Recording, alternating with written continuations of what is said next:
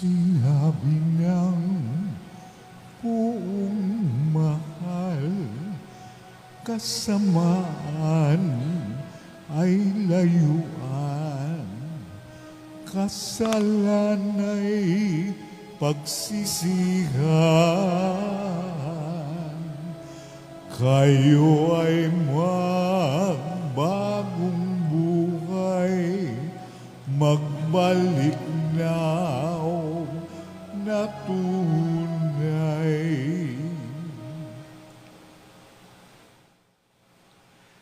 Sumainyo ang Panginoon. At sumaiyo rin. Ang mabuting balita ng Panginoon ayon kay San Mateo. Papuri sa iyo, Panginoon.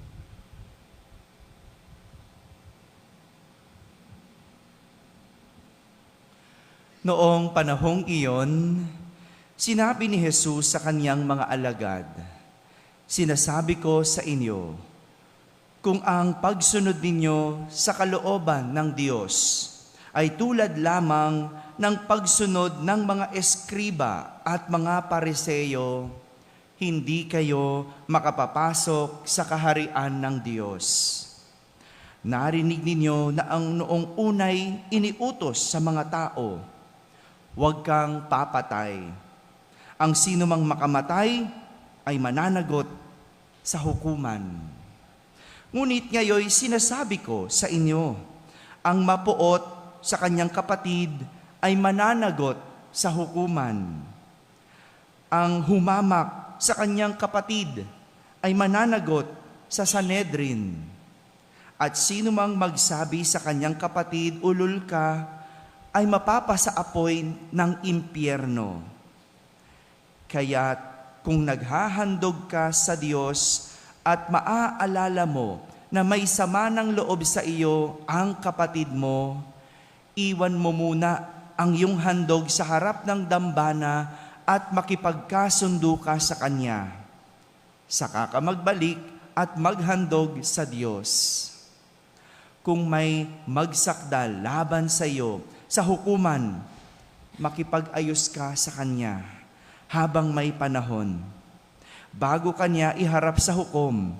At kung hindi, ay ibibigay kanya sa hukom na magbibigay naman sa iyo sa tanod at ikaw ay mabibilanggo.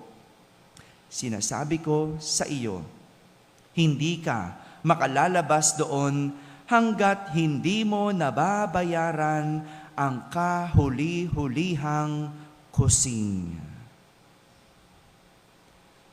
Mga kapatid, ang mabuting balita ng Panginoon. Pinupuri ka namin, Panginoong Hesukristo. Magsiupo na po ang lahat at makinig sa homilya. Isang magandang umaga po sa inyong lahat. Pakibati at gising ang katabi mo ng magandang umaga. Magandang umaga sa lahat ng mga nasa barangay na nakakapakinig ng ating banal na misa, sa lahat ng mga nasa tahanan nagsisimba via online, at sa lahat ng nasa abroad, isang magandang araw po sa inyong lahat. Kasama kayo sa aming banal na pagdiriwang dito sa ating parokya. Isa na namang aral na dapat nating matutunan ngayong panahon ng Kwaresma ang tinuturo sa atin ng ating mga pagbasa sa araw na ito. At ito ang aral tungkol sa pagiging matuwid. Matuwid. Pakisabi nga po. Isa pa. Yan, gising na kayo, no po? Review tayo. Kahapon, sino nakakaalala, inimbitahan tayong buksan ng ating mga isip. Ano yung aral na tinuro sa ating kahapon? Pangunawa. Yung pagsisisi, anong isang araw pa po yun, no? Absent siya kasi kahapon, no? Present, mali. No, nung isang araw pa yung pagsisisi, kahapon, pangunawa. Pangunawa. Na hindi lang ang sarili ang inuunawa, kundi higit sa lahat ang Diyos. Ang Diyos. No? Kasi pag sarili mo lang ang inuunawa mo, maganda naman yon. Alam mo at naunawaan mo sarili mo. Kaya nga, nakakahingi ka sa Diyos eh. Kasi alam mo ang sitwasyon mo. Pahingi naman ito, Lord. Pagalingin mo ako, Lord. Ipasa mo ako, Lord. Tulungan mo ako, Lord. Kasi naunawaan mo sarili mo. Pero hindi lang yon. Unawain mo rin ang Diyos. Yang hinihingi mo ba, gusto ng Diyos? Mabuti para sa iyo. Ang Diyos, alam niya kung anong mabuti sa iyo. Kung nauunawaan mo ang Diyos. Yun yung kahapon. Pang-unawa. Kaya ngayon naman, tinuturuan tayo maging matuwid. Kapag sinabing matuwid, ibig sabihin diretso. Tama? Hello? May tutol ba? Wala. Diretso. Walang matuwid na baluktot. Hello? Malinaw yon? Malinaw. Wala ni katiting na baluktot o laktaw. Hindi lumiliko ang taong matuwid. Hindi nangangaliwa. At hindi kailanman masisira. Parang linya, no? 'Di ba? Linya, no? Gumuhit ka ng linya. Alam mo kung matuwid o hindi. Tama? Alam mo 'yan eh, 'di ba? Kung may konting liko ay hindi yan matuwid. Hindi pa rin yan tuwid.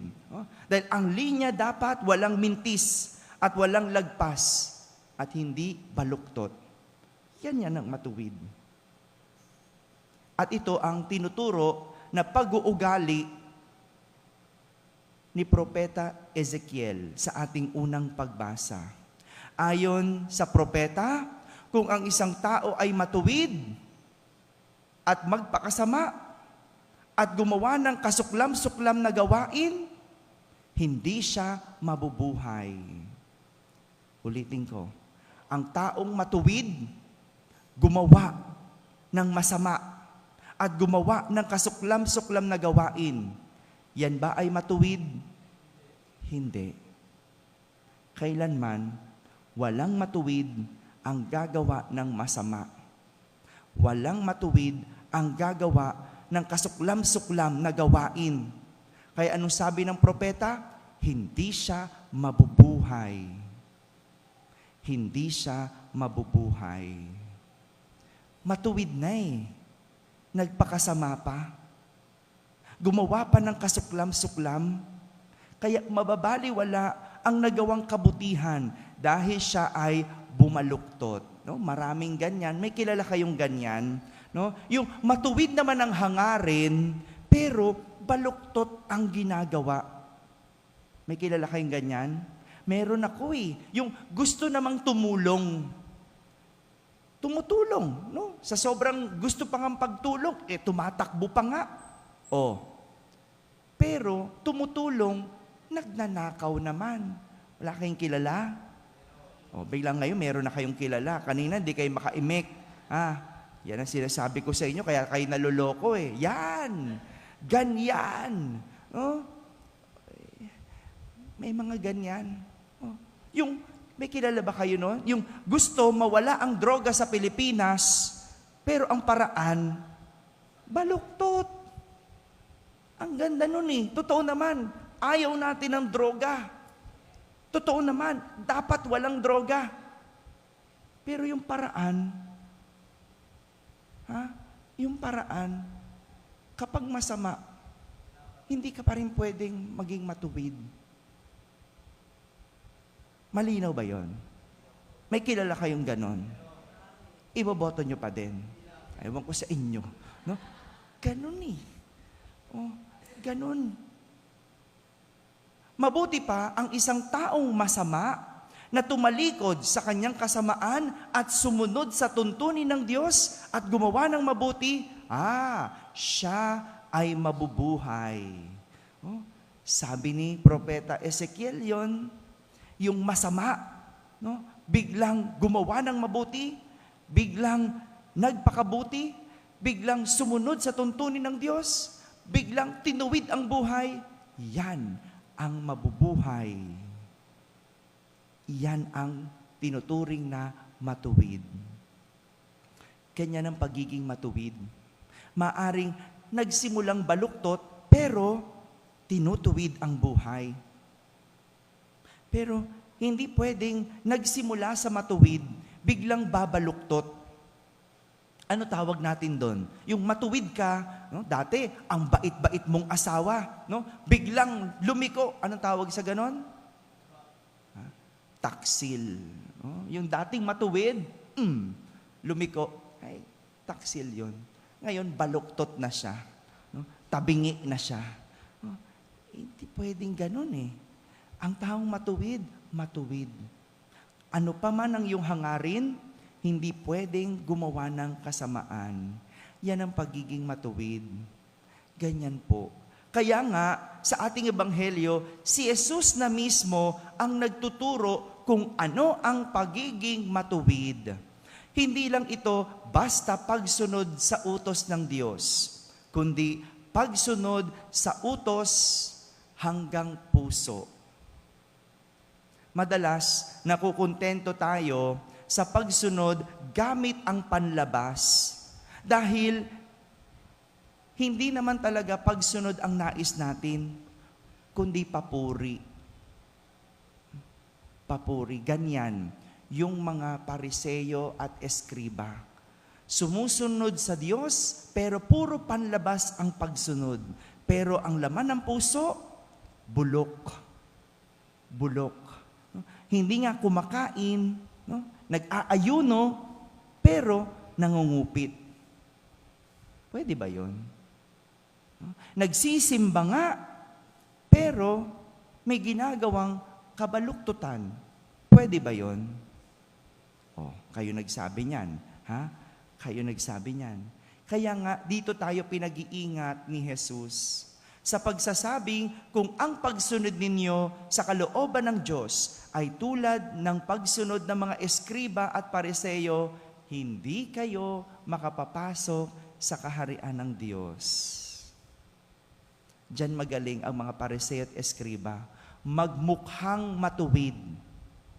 Pero, hindi nila nauunawaan na ang pagiging matuwid, hindi nakikita sa panlabas, kundi dapat nararamdaman sa kalooban. Kaya nga ang pagiging matuwid, hindi lang tungkol sa hindi pagpatay.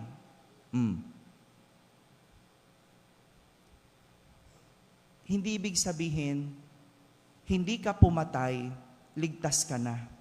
Oh, yan, no? Oh, kilala natin ngayon, no? Hinahamak-hamak natin ngayon, no? Pero, teka muna.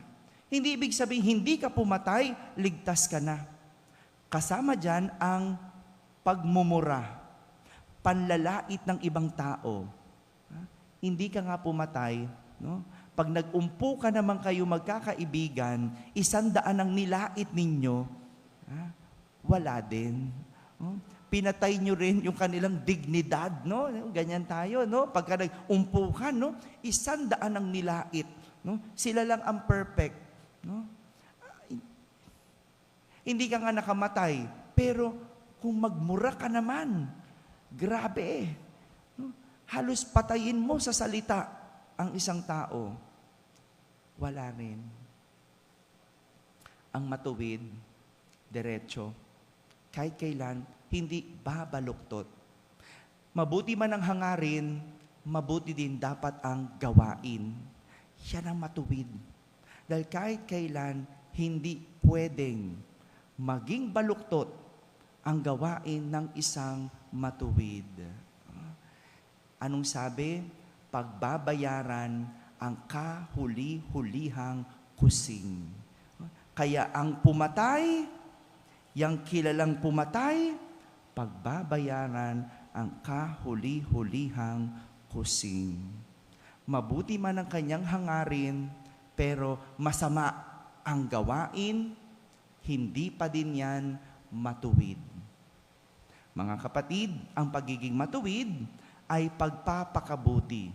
Sinisikap maging mabuti, pinipilit maging mabuti, at hindi lang basta pinapakita ang pagiging mabuti. Amen? Amen.